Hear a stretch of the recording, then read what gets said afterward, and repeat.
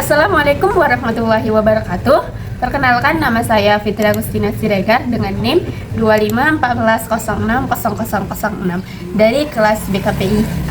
Kali ini saya akan membahas satu masalah yang dimana masalah ini saya angkat dari topik makalah kelompok saya yang berjudul Pendekatan, Metode, dan Teknik Pembelajaran dalam Pendidikan Islam. Yang mana topik masalah yang saya angkat ialah dominasi metode tradisional ceramah dalam pendidikan Islam yang menyebabkan berkurangnya partisipasi, kreativitas, dan daya kritis siswa di era globalisasi. Saya mengangkat masalah ini karena saya melihat bahwasannya metode ceramah yang digunakan dalam pendidikan Islam, terkhususnya di sekolah maupun di madrasah, yang dapat mengakibatkan dampak negatif terhadap siswa. Yang pertama yaitu siswa menjadi pasif. Yang kedua, pembelajaran hanya berfokus kepada apa yang diberikan guru saja. Yang ketiga, orientasinya lebih ke hafalan daripada ke pemahaman siswa, yang dimana akibatnya itu siswa tidak memiliki keterampilan sosial atau tidak mampu untuk berpikir kritis, dan kelulusan pun menjadi tidak merata. Masalah ini terjadi karena adanya beberapa faktor yang memang sejak dulu itu menggunakan metode ceramah sampai sekarang. Yang pertama yaitu adanya warisan budaya pendidikan yang memang sejak dulu itu selalu menggunakan metode ceramah. Yang kedua, kurikulumnya itu masih sangat tekstual dan hanya berfokus kepada penghafalan atau ya seperti ceramah. Yang ketiga, banyaknya guru yang masih belum memahami metode pembelajaran modern, dan ditambah lagi dengan fasilitas yang kurang memadai dan menyebabkan kekhawatiran bahwasanya metode pembelajaran modern ini dapat mempengaruhi nilai-nilai sakral dalam pembelajaran agama.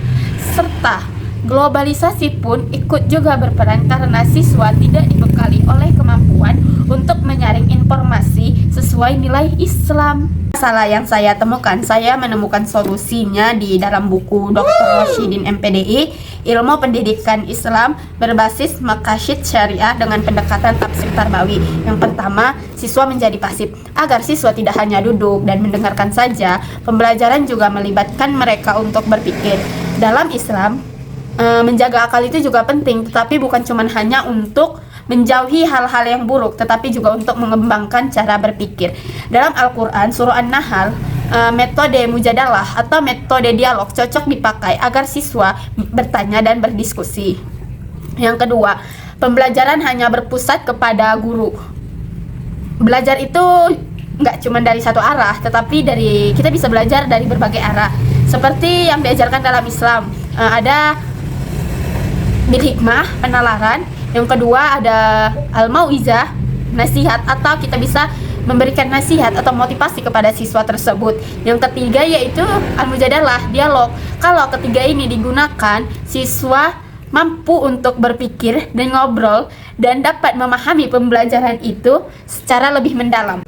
Yang ketiga yaitu pembelajaran yang kurang cocok dengan zaman sekarang. Kita bisa menggunakan metode modern seperti kecerdasan majemuk, multi intelligence, dan belajar dari masalah yang nyata, tetapi harus disaring juga dengan nilai-nilai Islam supaya bisa dimanfaatkan dan tidak bertentangan dengan ajaran agama. Yang keempat yaitu terlalu fokus kepada hafalan daripada pemahaman. Hafalan itu penting, tapi nggak cukup kalau kita itu cuma menggunakan hafalan saja. Kita bisa mengubah kurikulum itu dan mengajak siswa untuk berpikir, berkreasi, dan dapat menghubungkan pelajaran agama dengan pembelajaran kehidupan sehari-hari. Yang kelima yaitu kurangnya komunikasi dan bekerja sama.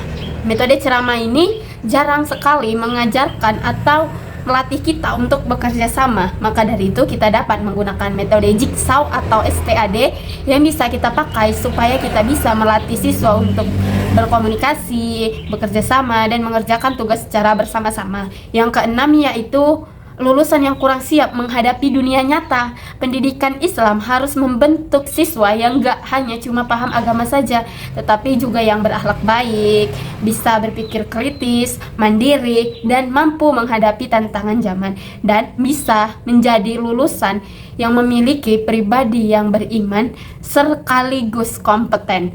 Jadi, inti dari masalah yang saya ambil ialah saya ingin pendidikan Islam itu bisa berinovasi, tetapi tetap bisa menjaga nilai-nilai keislaman dengan pendekatan yang lebih relevan dan membangun potensi siswa secara menyeluruh. Sekian dari saya. Wassalamualaikum warahmatullahi wabarakatuh.